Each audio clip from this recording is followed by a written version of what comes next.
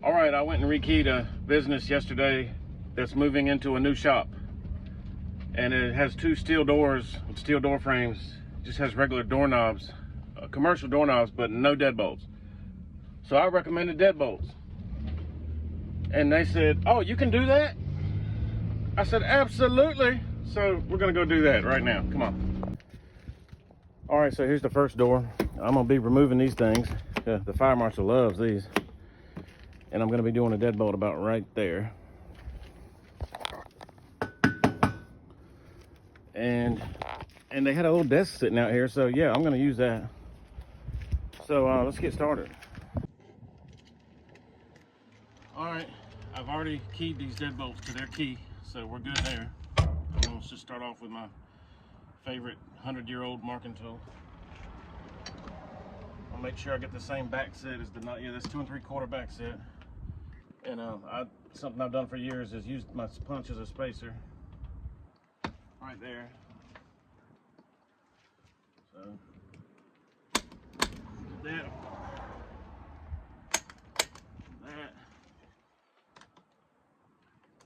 Then on the inside. All right. It's hard to see, so hitting it with my Sharpie. Next, 1/4 inch drill bit. 1/4 inch.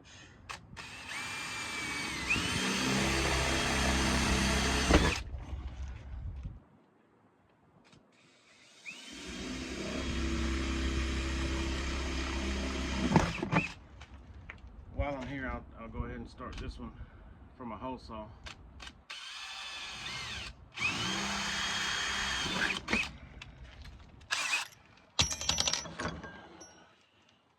Two and an eighth. With the metal rod, it helps when you're in steel doors. It helps, you know, like that. It helps keep her straight. Doesn't do much on a wooden door. Where you at? Okay, yeah. See, it's gonna hold her straight. Let me get my glasses.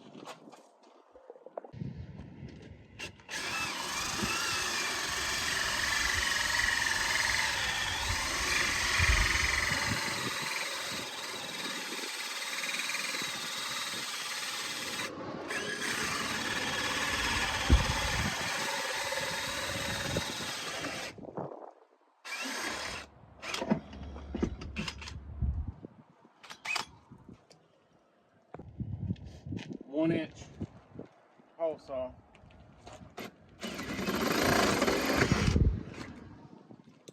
Good. So here's what we're looking like so far. Got my 2 1/8 inch holes. Got my 1 inch. Now I'm going to use a squeeze plate on and to countersink this latch bolt right here.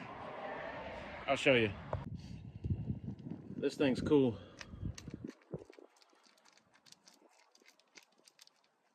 It's heavy.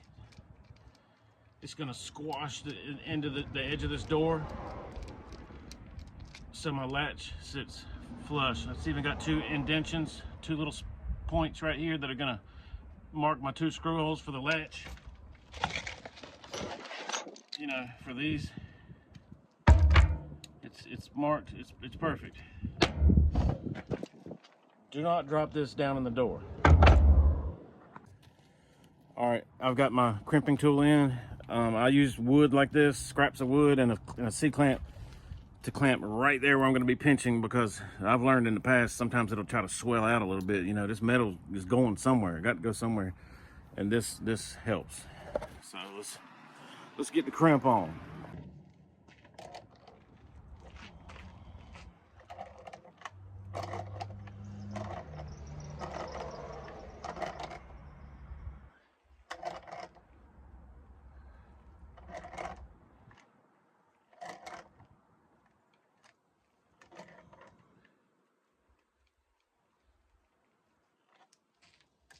All right, I like it.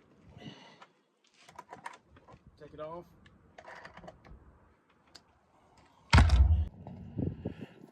All right, there it is. course, it chipped the paint. That kind of makes it look kind of bad, but did an awesome job of countersinking for that latch. One thing it does too, it ovalizes that hole, which makes the latch not go in. But I know somebody who can take care of that. All right. I went ahead and drilled where my two indentions were. Look at that. Now she goes. Looks good. I'm gonna hit that with an 832 tap. And this is how you do it proper. You see people do drive-in latches. Don't do that. You see people use self-tappers right here on the end. Don't do that.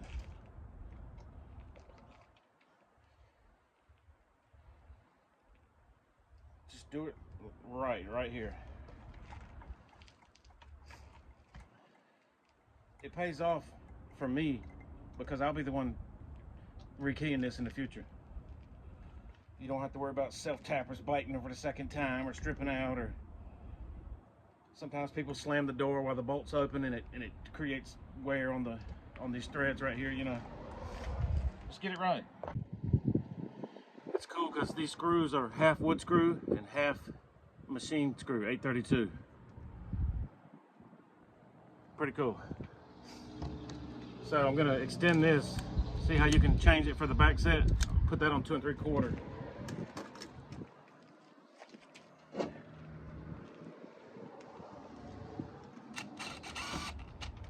Yes. Yes. I always do this right now just to see. Yeah, shit good, man. Screws are in tight and right. All right, that's in. That looks good. Now I'm going to use grease on the end of this bolt, and I'm going to close the door and then make the, extend the bolt a little bit, and it's going to give me a good mark where to drill that 1-inch hole there.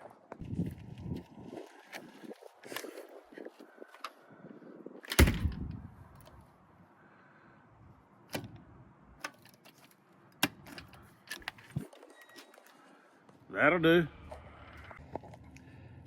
All right, got that cut, and I use this and taper it out so it's not sharp for people who like to stick their finger in there. Let's see. I like it. She good.